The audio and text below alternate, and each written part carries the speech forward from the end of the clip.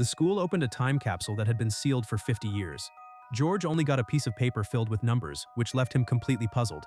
That night, George's father, Jack, accidentally got the paper wet. When he picked it up and looked at it, he found the numbers oddly mysterious.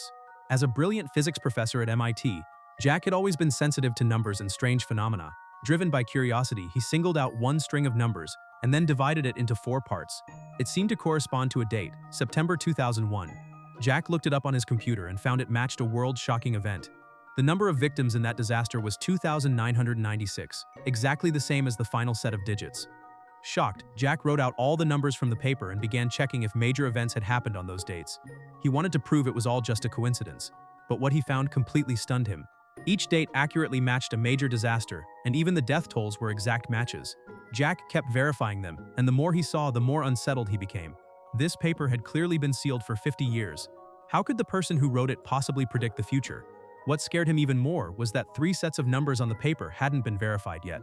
Jack realized those remaining dates couldn't be confirmed because they hadn't happened yet. According to the next date listed, a disaster would occur in 2 days, killing 81 people.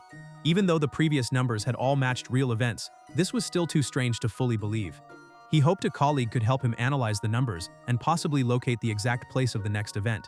But his colleague thought Jack had lost his mind and said the numbers were meaningless. Seeing that no one believed him, Jack knew it would be hard to convince anyone with just his own guesses. So he returned home and began monitoring the news closely.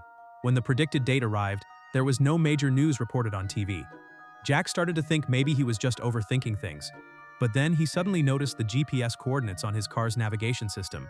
He immediately recalled the leftover numbers on the paper. They weren't random, they were latitude and longitude. Sure enough, Jack realized the remaining numbers pointed to nearby coordinates. The disaster predicted on the paper was supposed to happen right here. At that moment, traffic ahead came to a complete stop.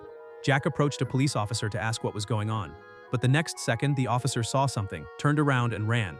Jack turned and saw a terrifying sight. A plane had lost control and was crashing toward the ground.